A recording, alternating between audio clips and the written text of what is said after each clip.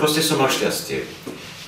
Keďže ja nemám žiadne herecké akademické vzdelanie, začínal som ako osvetový pracovník. Najprv som bol priemyselný výtvarník, potom som bol fotograf, filmár, robil som metodika pre divadlo, vedúceho stále divadelno-ochotníckej scény v Leviciach a niekedy v 80. rokoch ma Janko Šilan, vtedajší riaditeľ Prešovského divadla, oslovil, či by som nechcel začať hrať profesionálne. Vtedy sa zakladalo divadlo pre deti a mládež tu v Spišskej Novej Vsi, tak som túto ponuku prijal. Proste takáto ponuka sa neodmieta. Jednoducho som mal šťastie.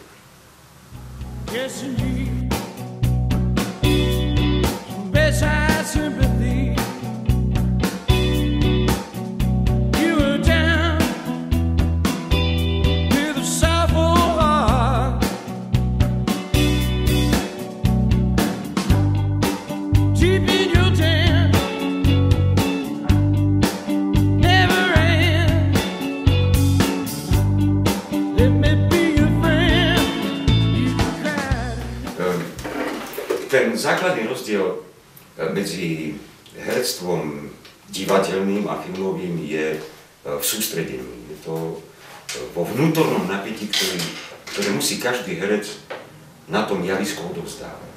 Zatiaľ, čo herec na javisku stojí hodinu, 1,5 hodiny a snaží sa ten vnútorný konflikt, ktorý má sám v sebe, preniesť až do hľadiska, filmový herec jemu stačí sústrediť sa a ten vnútorný konflikt pretaviť tak na 3-4 minúty, podľa toho, ako trvá dlho záber. Mali sme tu napríklad kolegu, ktorý bol vyslovene filmový herec a mal som s ním na javisku dialog a ten dialog trval asi 4 minúty. Proste strašná dlhá doba. A na generálke po tom dialogu odišiel zo scény a my sme počuli za kulisy strašný rehot. Ja som sa ho potom pýtal preboha živého Fero, čo sa stalo. Povedal: Albín, ja som neveril, že sa dokážem sústrediť na dlhšie ako na 2 minúty. Takže toto je ten základný rozdiel. A ešte jeden rozdiel. Filmovým hercom sa môže stať vlastne ktokoľvek. Napríklad opica alebo kôň. Tak určite každý jeden človek sa môže stať nejakým typom filmového herca. Ale na javisku už to tak celkom nefunguje. Takže to je asi ten základný rozdiel.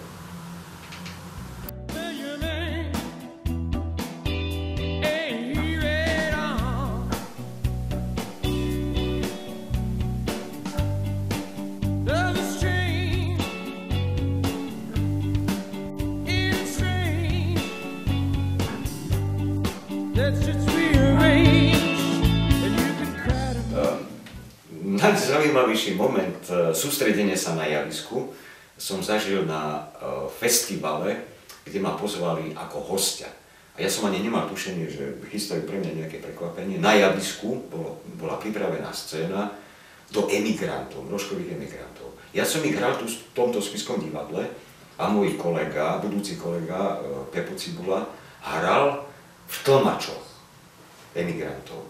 A tak sa stalo, že som sedel v hľadisku, pozerám na emigrantov, na scénu a v tom prišiel za mnou kolega, ktorý mal hrať moju postavu. Povedal, no čo sedíš, však si mal byť na javisku. Viete si predstaviť tú hrôzu, keď som si uvedomil, že ja mám teraz hrať s partnerom, s ktorým som v živote nehral. My sme mali hru zoškrtanú úplne ináč. Oni ju mali úplne ináč zoškrtanú. Proste sme museli improvizovať, sústrediť sa na to predstavenie. Samozrejme, to predstavenie netrvalo hodinu, 1,5 hodiny, ale niečo cez 2 hodiny. My sme sa potili ako kone, ale divák si nesmel všimnúť, že my dvaja sme ako partneri prvýkrát spoločne na javisku. Takže to sú také tie krásne momenty toho sústredenia a hereckého partnerstva. V tom je divadlo jedinečné.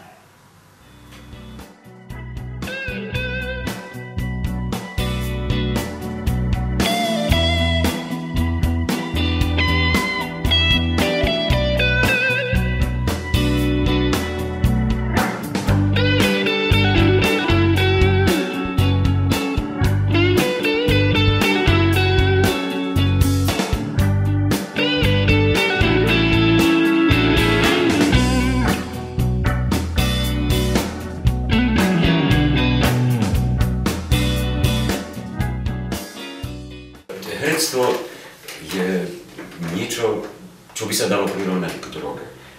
Človek, ktorý raz v živote stál niekedy na javisku a cítil odozvu hľadiska, vždy sa bude vracať na to javisko. Proste vždy to je, herec proste musí hrať.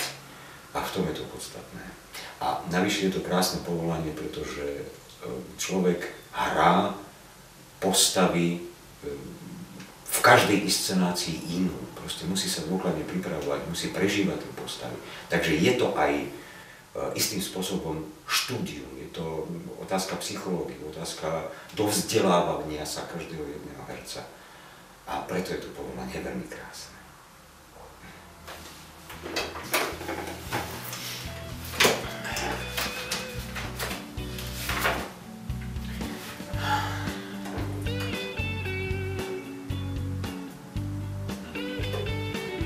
Autority pracujú teraz trošku Bože chráni ho, len neprudko, pán, povstat. Zachovajte si miennosť, inak sa nepohnete z miesta. Dajte na moju radu, lebo skúsenosti som zbieračkou života. A teraz sa rozlúčim. Už viete, že drobní občania stojíme za vami. Kompaktnú väčšinu máte na svojej strane, pán doktor. A zlak sa.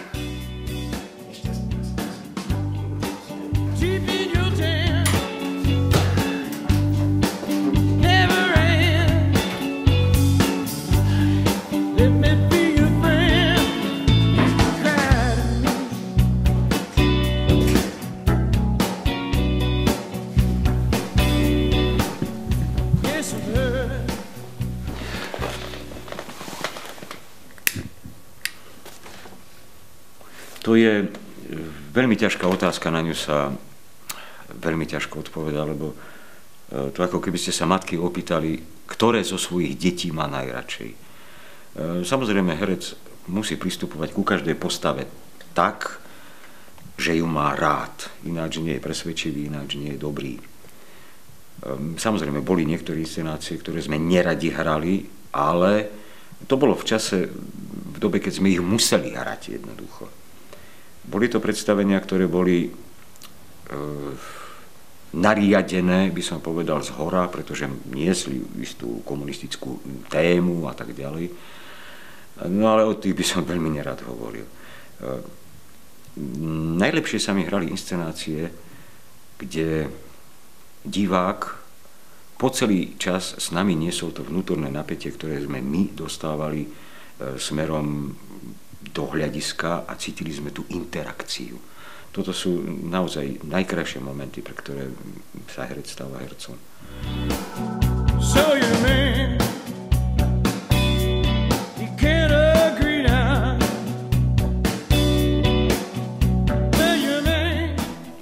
Je pravda, že ma veľmi veľa ľudí pozná ako choduliara na choduliach, ako klauna, ktorý chodí na choduliach.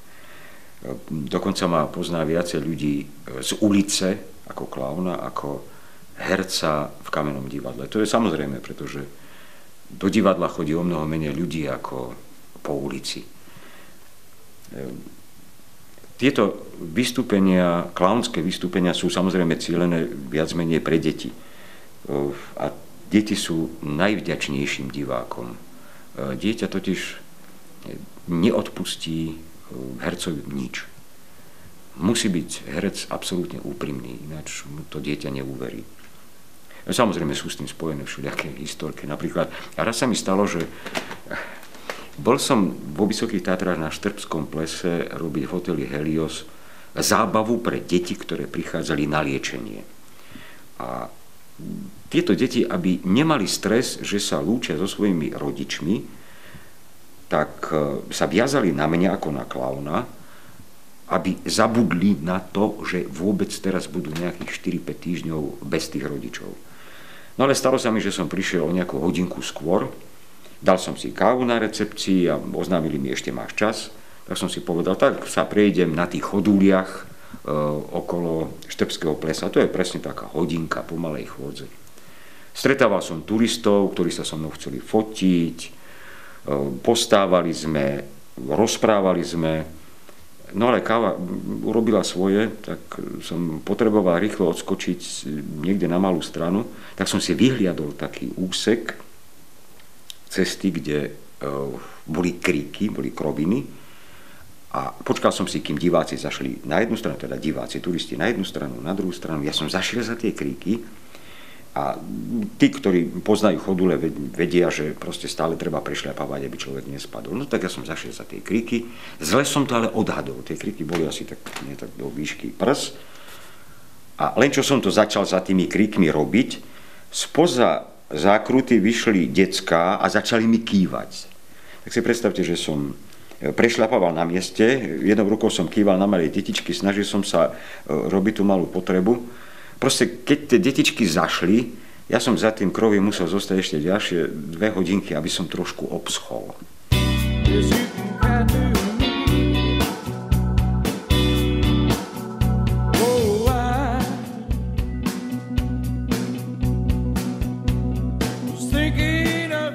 Divák vníma herca ako istú celebritu. Samozrejme, čo sa týka Spišskej Novej Vsi, je to taká lokálna celebrita, miestna celebrita, ale určite to nesie so sebou istú známku, známosti.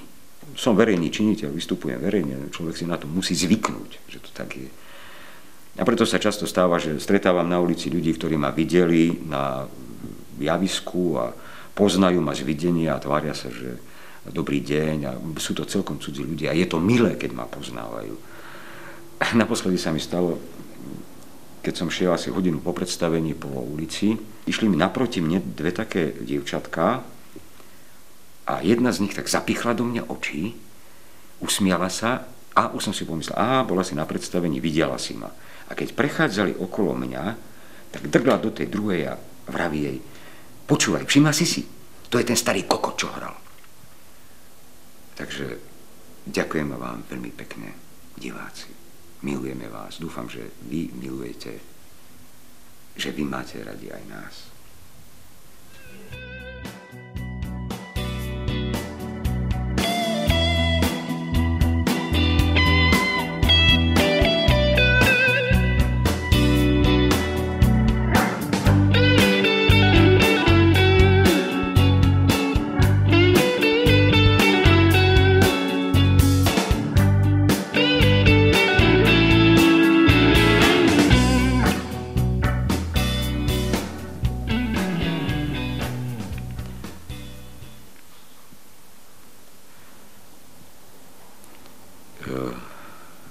Herec, napriek tomu, že herectvo je kolektívna práca, je často sám. Sám so svojou postavou hľadá isté formy, isté vnútorné postoje, ktoré má tá postava a preto zostáva uzavretý, napriek tomu, že sedí v spoločnosti, rozpráva sa, baví sa s ľuďmi, vnútorne je sám. A to je, nechcem povedať najhorší pocit, ktorý človek zažíva, ale je to nutný pocit. Je nutný pocit, aby dostal zo seba to, čo si tá postava vyžaduje. Je to taká smutná stránka herectva. A napriek tomu je to krásne povolanie. Nič iné vlastne nerobiť neviem.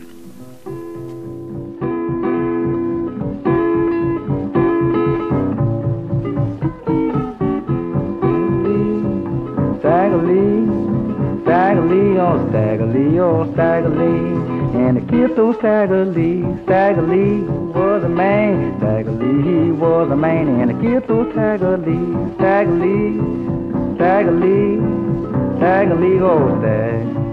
Oh Stagger Lee, Stagger Lee, and I killed through Stagger Lee. Stagger Lee.